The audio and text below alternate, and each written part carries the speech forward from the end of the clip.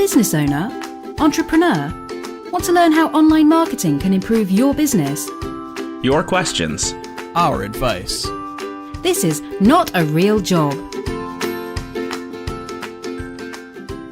Welcome to episode 76 of Not a Real Job, a podcast about how you can turn the things that you love to do into things that make you money. I am Joel Kelly, and I do social media, content, digital marketing, etc., way up in Nova Scotia, Canada. And I am Chris Van Patten, and I sleep a lot. So you're still sleeping? I'm still sleeping, still, on the sleep train. It's treated me well these past 20 some odd years. Are you having good dreams? No, I'm not having dreams. I don't dream. Do you typically dream? No. Really? Yeah. Maybe I do dream, but don't. I have no recollection of any of them if they happen. My completely non-scientific understanding is that people dream, but you might just not remember them. Yeah, I imagine that is the case. Now, do you feel that you're missing out on something, dramatically important? No, it seems like a bad idea to me. Like, I do enough during the daytime. I don't want to have to put energy into my sleep situation. You know what I'm saying? Sleep is for relaxing time. You know what I mean? I guess, but how is it relaxing if you don't remember it? Because it's one less thing to worry about. So it's like death in that way. Yes, basically. I think that's probably an apt metaphor. Something to be yearned for. Mm-hmm. Indeed. Interesting. Yeah. See, I am an incredibly vivid and active dreamer. So while there are certainly times, especially during my night terrors, where I would prefer to not dream or at least not remember them, I don't know, it'd be such a strange thing to suddenly not have dreams or not remember them. So does that mean you don't get nightmares? It does. It does. Wow. I have neither of those things. That's fascinating to me. Yeah, it's glorious. I think you're missing out. I wake up screaming from time to time. Sometimes Leah has to shake me awake because I'm making horrible noises. It doesn't seem... It doesn't make one terribly restful. Sure. Which I think explains a lot. Which gets into our topic for today's show, which is psychoanalysis. Yes. Primarily based on the theories and practices of Dr. Sigmund T. Freud, I believe. I was going to say Carl Jung. Awkward. We've got another case of battling psychoanalysts. I'm afraid that this is a young believable situation. Well, you are very Jung, so you don't know any better. Oh boy, that was terrible. We fucking nailed it, I think. Did you see A Dangerous Method? No, I don't know what that is. It's a movie about Carl Jung and Sigmund Freud and Keira Knightley. I've seen a lot of Frasier. Does that count? Yeah, it's the same thing. Oh, okay. Yeah, it's actually A Dangerous Method was based off of Frasier. So Keira Knightley plays What's-Her-Face from Frasier. Sure. Oh, good old What's-Her-Face. You're going to have to help me out. Well, there are a lot of What's-Her-Faces. The main one. The one with the accent. Oh, the one with the accent. That would be Daphne Moon. Daphne, right. From Manchester. And what was Brother Frasier's wife's name? Same person. Wait. No. The brother of Frasier had didn't he have a wife or something? He marries Daphne on the show. Right, but see, I thought he had there was some ongoing ex-wife or something he had. Oh yeah, there is that. That's Maris. Maris, yes. Yes. This is our Frasier fan cast. Hope you're enjoying it. I'm not a Frasier fan, but I do cast. I have seen every episode recently, and I cried when it ended. So there you go. Out of the emotional impact of the final episode, or out of loss? Both of those things.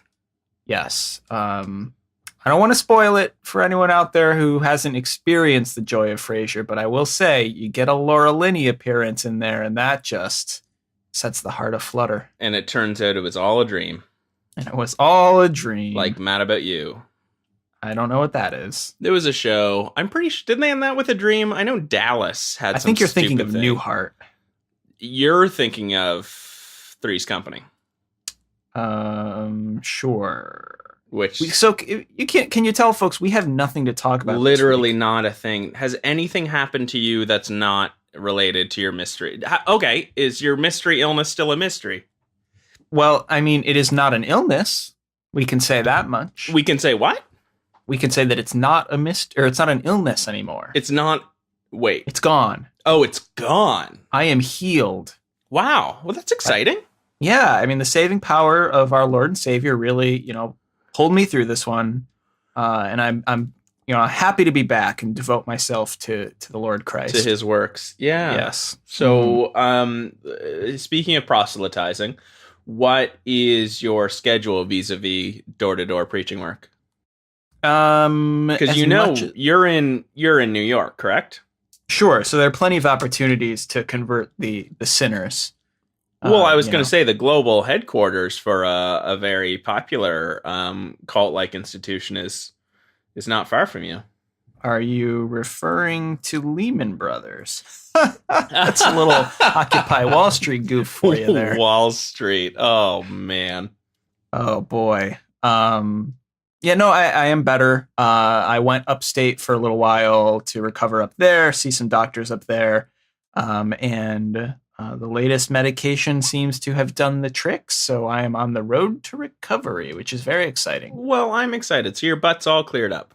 My butt's all cleared up. I can eat normal human food again. It's great. It's great. I mean, I will say that subsiding on purely Jell-O for a couple days is not really the worst thing in the world. The Jell-O-based diet, but I am happy to sort of get some other flavors in there too. Now, have you started drugging and taking sexual advantage of women since you've been on the Jell-O train? No. That was a Bill Cosby goof. Yes. I was making light of an incredibly serious situation, which is what we do on this show on a fairly regular basis, I would say. I guess you could say that. So that's enough about me. Let's hear about the life of Joel. You've got a lot of travel coming up for your work. Yeah, I'm going to be all over the place. I'm going to go to Las Vegas for the first time this week. That's pretty exciting. That is exciting. I've never been there. Yeah, so I'm going to probably gamble, lose my life savings, and just really, make the best of it. So what are all these meetings for? Are these all meetings with clients, conferences? They're all client meetings. So this week, on Wednesday, I head over and downward to Las Vegas to meet with a client there, do a site visit of their hotel and casino.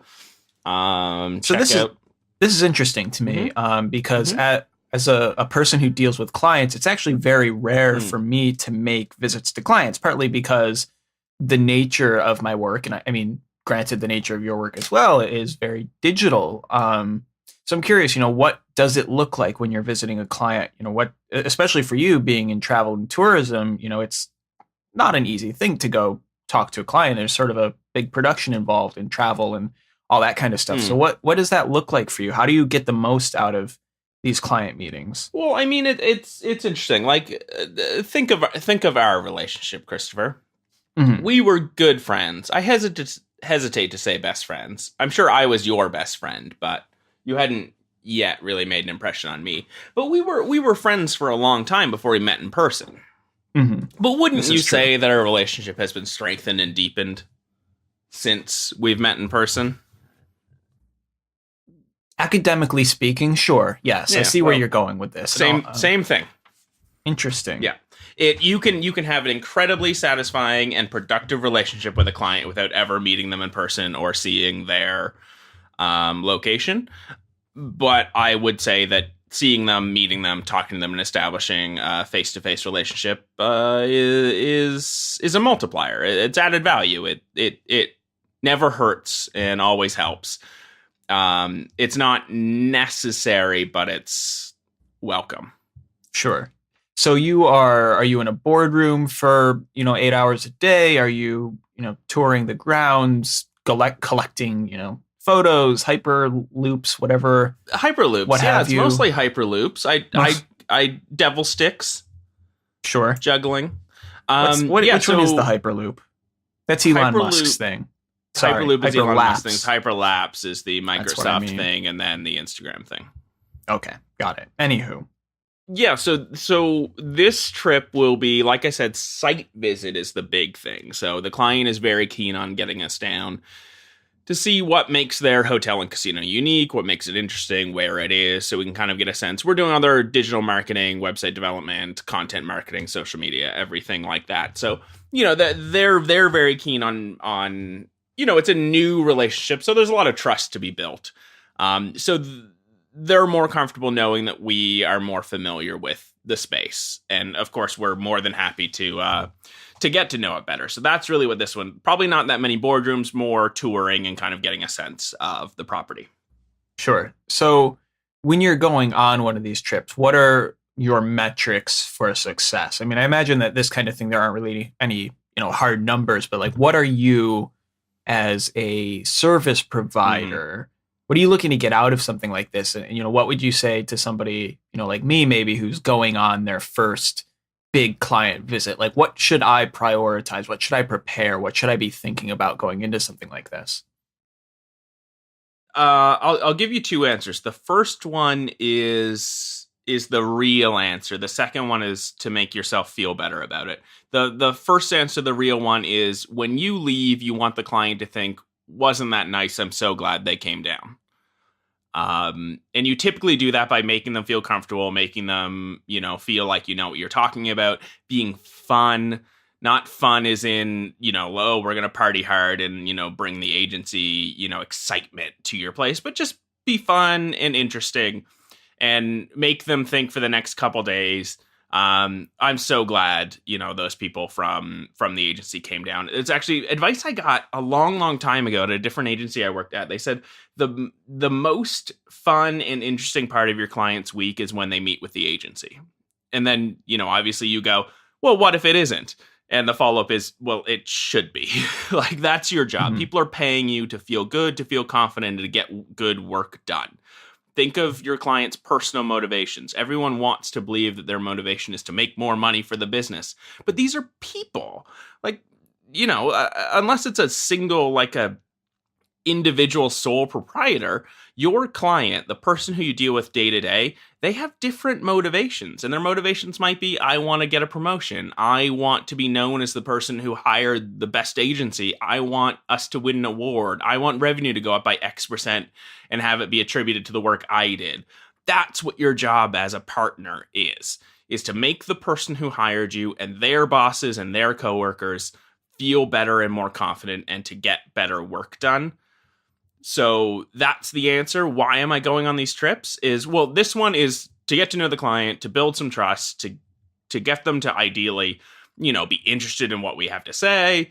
And, for me to extract as much information about what makes them tick, what makes their hotel and casino interesting, what makes the restaurants better than everything else, what makes the location interesting. So I can build this entire story in my mind about what makes this place special so that through our work, we can talk about it.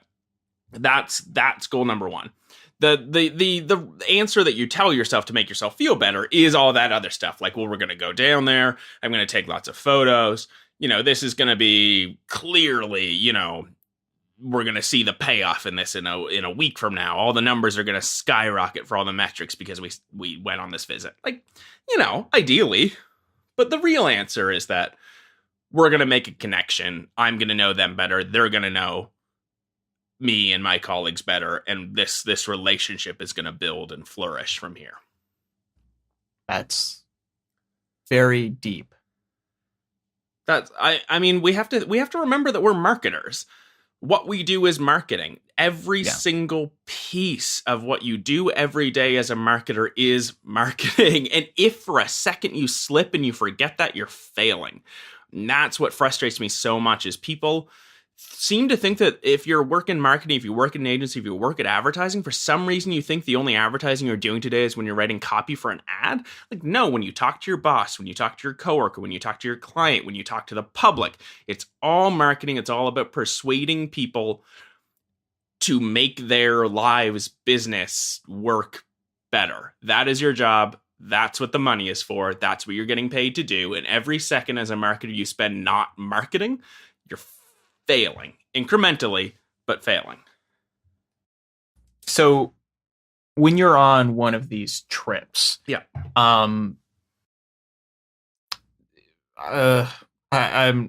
Let's get a little deeper into this, and Okay. I guess what I mean by that is like, let's talk the after hours. So this is I guess getting more into like networking sort of territory and things like that. But when you're in a place like Vegas where there's a lot of the devil's temptations, let's say, how do you make sure that you don't embarrass yourself? What are the tricks to make sure that, like, even in those sort of situations where you find yourself replicating the movie The Hangover or whatever it is, like, how do you avoid those situations, or what are your tips for maybe making the most out of the time that's not necessarily spent in the boardroom or whatever, or touring the premises, but like those client dinners and things like that, right? Like, how do you prepare yourself for those, and what's your strategy in those situations? Okay. Do you want me to, okay. All right. There's a lot to unpack in that question. Let me start with the most practical stuff. And for everyone who wants to jump to the same conclusion, which is this is all like, if you watch Mad Men or House of Lies, you think all advertising people are up to the same games where we just go and party and get drunk and show up to meetings hungover.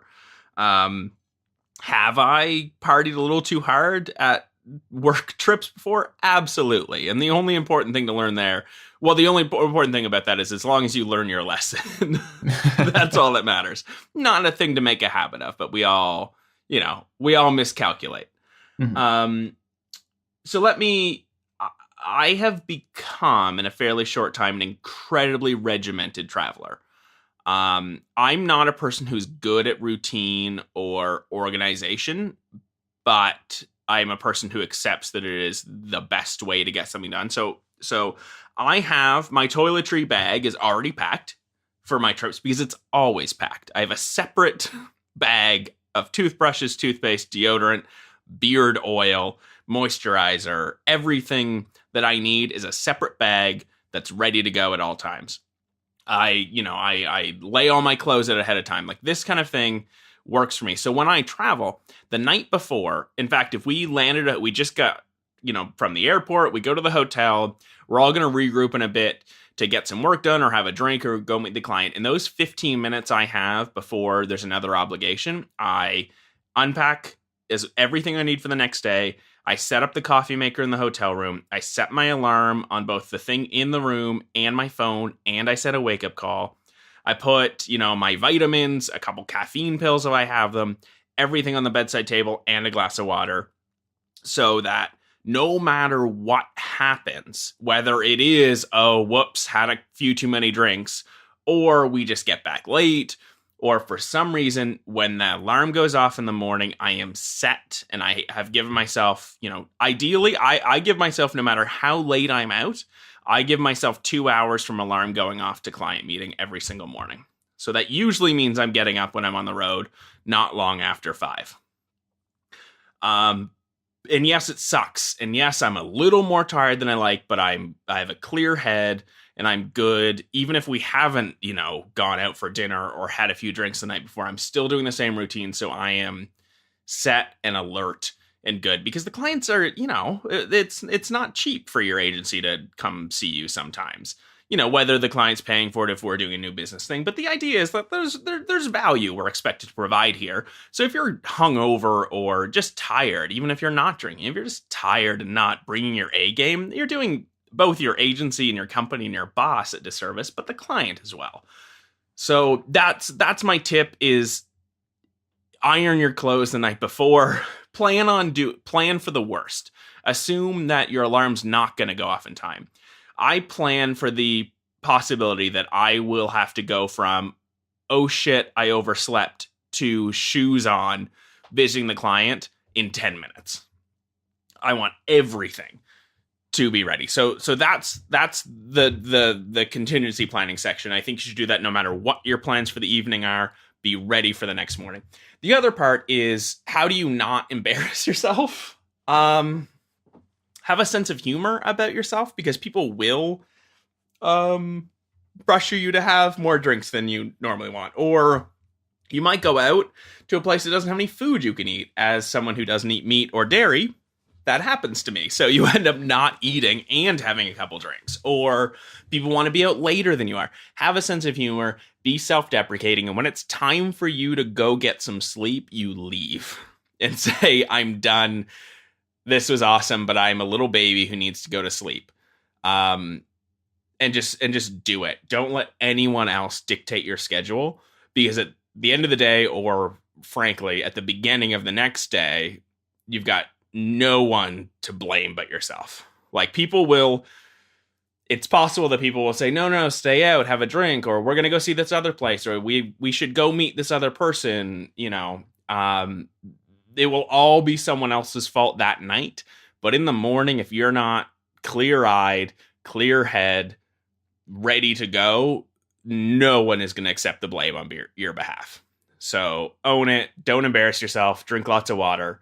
And remember that you're here to work. You're getting paid for this. You're not getting paid to have fun. You're getting paid to get great work done. There you have it. Yeah. Great advice. Boom. Nailed it. I don't know how many, freelancers do a lot of travel, but I think there gets to be a point, even for a freelancer, where it's necessary to, go out and present yourself. As much as some of us might like to, sort of stay in our bedrooms and confine the communication to email and things like that. There does get to be a certain point in everyone's career, I think, where the face-to-face really matters. So I think that's great advice for managing some of those face-to-face interactions, especially when you're in when somebody's hosting you, I guess. When you're somebody's guest. So really solid wisdom, Joel. You've done good. And I would say, don't forget that it might be a good, new business also includes retention. It might be a good investment for your freelance job, your agency, to, spend your own money to go visit a client, to put the FaceTime in that you might not necessarily be able to bill back for, but it might pay off in the long run. So don't think that I can't visit the client because they're not going to pay to send me out. Think about, if a trip out there to wherever it is will help you keep that client a little longer, it might be worth, spending a few bucks on to go say hi, go get to know them, and to make sure it's a relationship, not necessarily just a business transaction. Yeah, absolutely. I've certainly for myself, I found that the clients that I've stuck with the longest are the ones that I'm closest to personally. Mm-hmm. And that doesn't mean, we're best friends and we're talking on the phone and texting all the time, but they're people who, I know a little bit about their family. We've met in person multiple times. We've shared a meal, we've shared drinks, those kinds of relationships are the ones that are going to last the longest. So, pick those people wisely who you're going to have those relationships with, and then, work really hard to maintain them.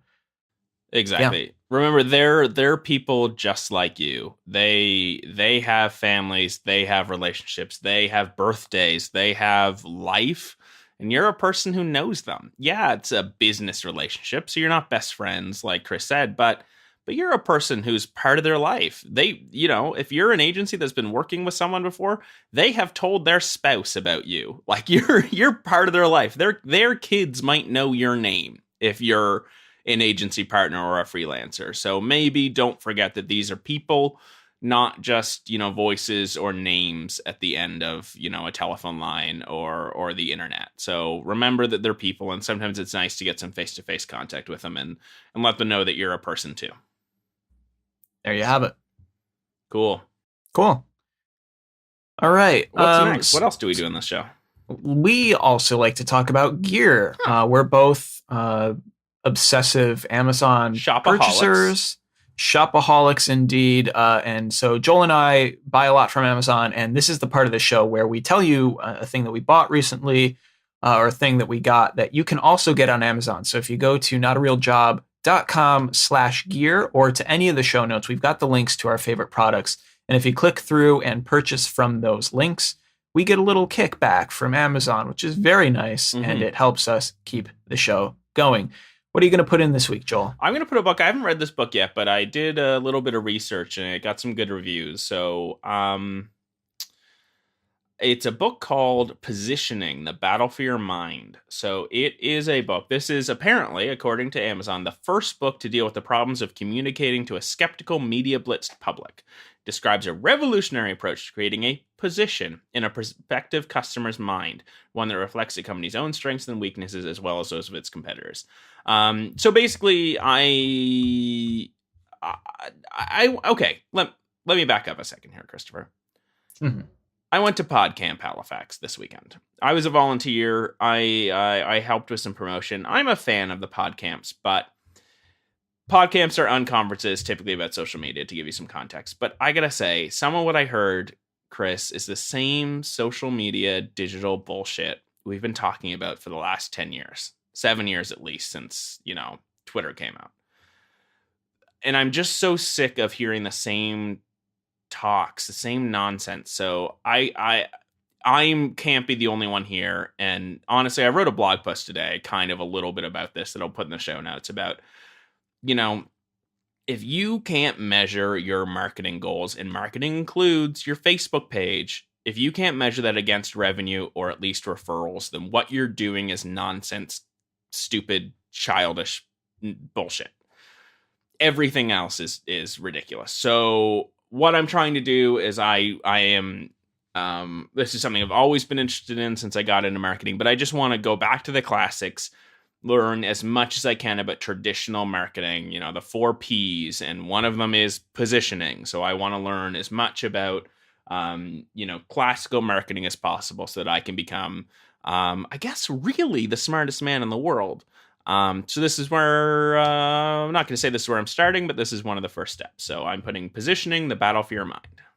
Awesome. Mm-hmm. And those are all things what about you? Well, we've talked about some of that stuff on the show as well before. Like if you can't measure your marketing, then it's really just not worth doing, or you should certainly think a lot harder about it before doing it. But anyway, that's all in past episodes, which you can find at realjob.com. So what am I putting in this week? I am putting in the Belkin 3 feet micro USB cable with lightning connector adapter. So recently, about a month ago, maybe a little more now, actually, I got the iPhone 5S, and it meant switching everything over from the dock connector to the lightning connector. So this is a nice little 3-foot USB cable that also has a little adapter. So you can go from micro USB to lightning. And because I have a ton of micro USB cables already, it sort of made sense to do that rather than, going all in on dedicated lightning cables. But put the link in the doc. I want to see this. Sure. So I'm really happy with it. I'm actually not using the USB cable that it came with. I really only got it for the lightning connector. But it's a really nice, solid little cable. It's well built. I imagine it will last a while. And yeah, I'm a fan. This looks good. I like this. I love it. So there you go. Those are our gear picks. And again, you can find those at notarealjob.com/gear or in the show notes. Also really quickly, this was a pick a while ago. Not really a gear pick. We probably shouldn't call it that. But you put in Roxane Gay's Bad Feminist. I think it was actually one of our first ones, maybe the first of the gear picks. But I finally finished that yesterday.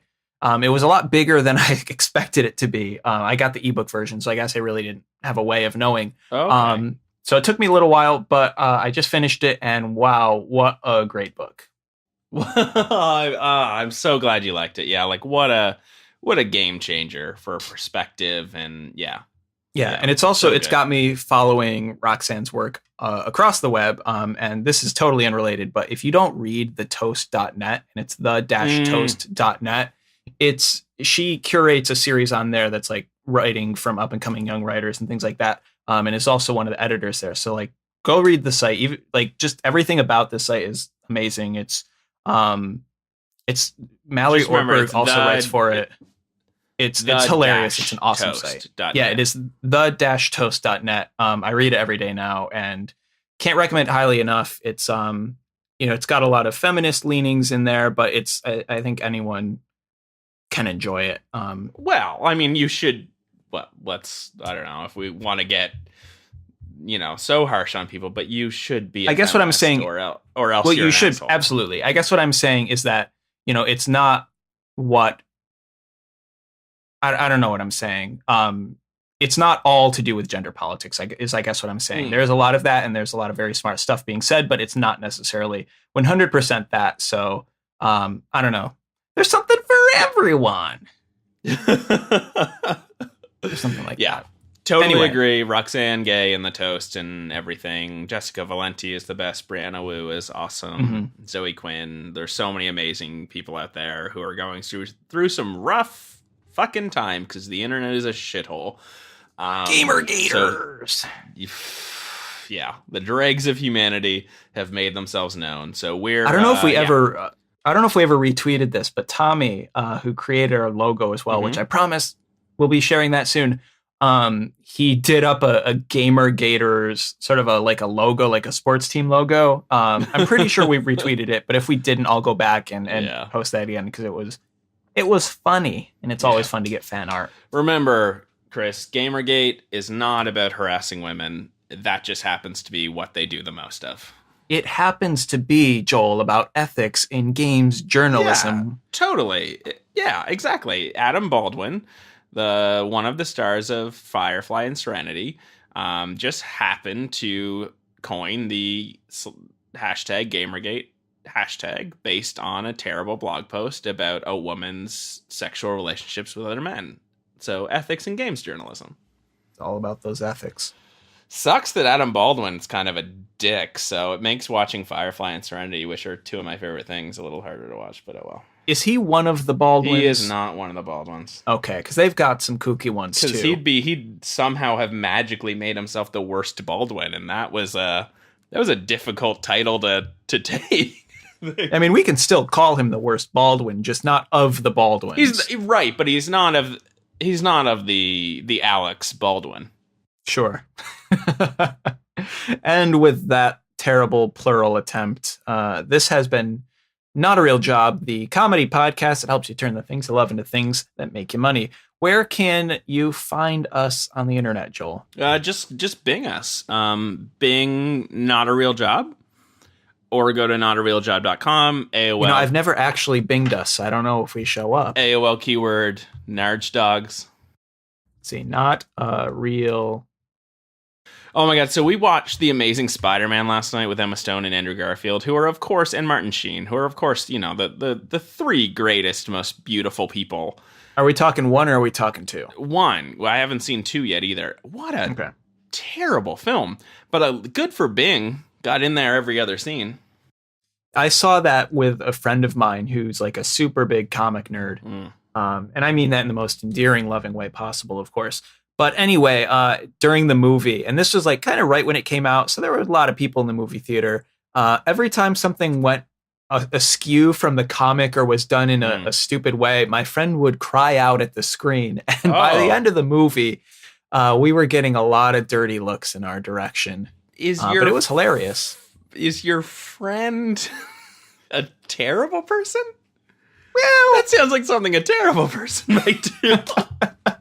I make no Look, comment. I had to suffer through The Hobbit without making any audible sounds. I rolled my eyes a lot and shook my fists, but I kept quiet. Oh, I had a Hobbit experience. Somebody was talking in the theater, which is my ultimate pet peeve. So like your friend was doing. Well, no, I'm talking like full on conversations, not just like upset crying at the screen. Okay. So fortunately, I left the theater to get the management. Fortunately, Really? didn't miss anything. Oh yeah, I was not happy. Shit, that's amazing. Yeah. Fortunately, I didn't miss anything because it was one of the 100 and some odd minutes when nothing valuable happened. Literally nothing happens in that whole film. But yeah, that was quite the experience. Anyway, Do you have any Alamo's Drafts House in New York? They had one, but it closed or didn't end up opening. Something happened. I think there's one in Yonkers, but I've never been to Yonkers. So Oh, I've heard of Yonkers. I know it's like a place, but it's Isn't Yonkers an album or a song by Tyler the Creator?